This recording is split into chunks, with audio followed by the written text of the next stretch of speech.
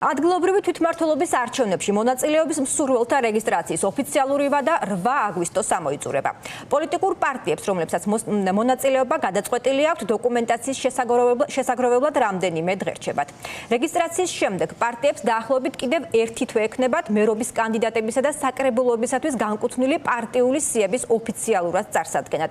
ამ დრომდე ერთადერთი, ვისაც მერობის ერთი კანდიდატი საჯაროდ უკვე დასახელებული ჰყავს, ქართული ოცნება არის.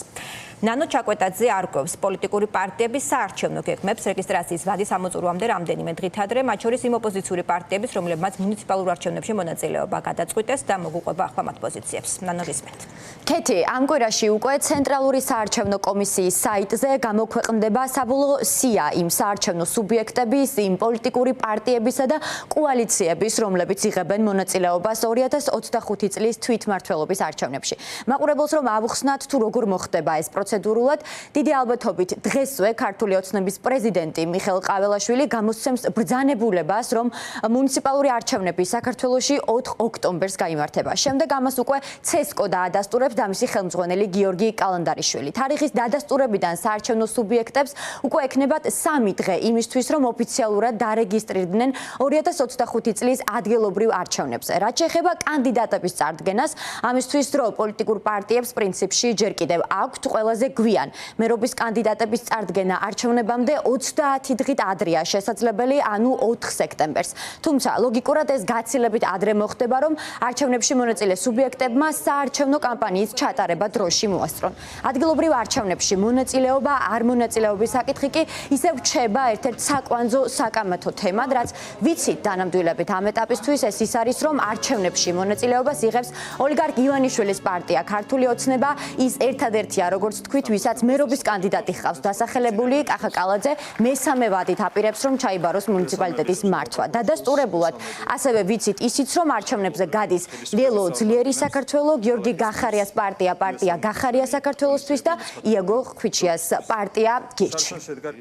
დღეიდან 3 დღის ვადაში გარკვეულ პოლიტიკურ პარტიებს ეძლევათ შესაძლებლობა გაიარონ საარჩევნო რეგისტრაცია, ლელო ძლიერი საქართველო გაივლის საარჩევნო რეგისტრაციას და ამ მომდევნო 2 თვეს გამოიყენებს იმისთვის, რათა ხელი შეუშალოს ივანიშვილის რეჟიმს ძალაუფლების სრული კონსოლიდაციის საქმეში, მათ შორის მუნიციპალურ დონეზე. გამოვიყენებთ ამ დე-ფაქტო არჩევნებს, როგორც დამატებით ბრძოლის ველს იმისათვის, რათა მივახციოთ ქართველი ხალხის ძირითად მიზანს, ეს გახლავთ ახალი საპარლამენტო არჩევნები და სინდისის პატიმრების გათავისუფლება. ჩვენი პოლიტიკური ძალა პირველი დღიდანვე აცხადებს, რომ ღებულობს მონაწილეობას ადგილობრივ მუნიციპალურ არჩევნებში, რომელიც არის კონსტიტუციით განსაზღვრული.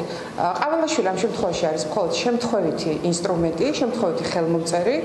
პრინციპში მის ადგილას ზებრა რომ იყოს, ეგეც ექნებოდა დღევანდელ სიტუაციაში აქტუალური. ჩვენ არ ვაპირებთ, რა თქმა უნდა, რეგისტრაციას და ეს არაერთხელ ხაზი ვუყავთ ამისთვის გასმული.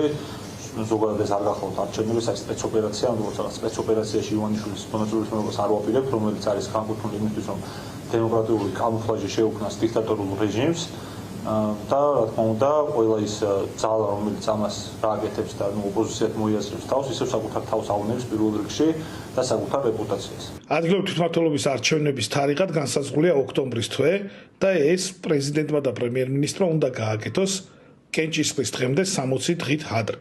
რაც შეეხება პოლიტიკური პარტიების რეგისტრაციას, იმ შემთხვევაში თუ რომელიმე პოლიტიკური პარტია აპირებს რეჟიმთან თანამშრომლობას და ამ ეგრეთ წოდებული ადგილობრივი თვითმმართველობის არჩევნებში მონაწილეობას, მაშინ კენჭისყრის დღემდე 57 დღით ადრე უნდა გაიარონ რეგისტრაცია. კოალიცია ცვლილებისთვის და პარტია ახალი არ აპირებს რეჟიმთან თანამშრომლობას, ჩვენ არ ვაპირებთ არჩევნებში მონაწილეობის მიღებას. პრობლემურია პარტიული ნომრების შენარჩუნების საკითხი. საზოგადოებამ იცის, რომ ცოტა ხნის წინ ერთიანობა ნაციონალურმა მოძრაობამ და ცვლილებების კოალიციამ ცენტრალურ საარჩევნო კომისიას მიმართეს პარტიული ნომრების 5 და 4 ნომრების შენარჩუნების მოთხოვნით, რაც არ ნიშნავს ამ პროცესში მონაწილეობის მიღებას აპრიორი და არ ნიშნავს რეგისტრაციას.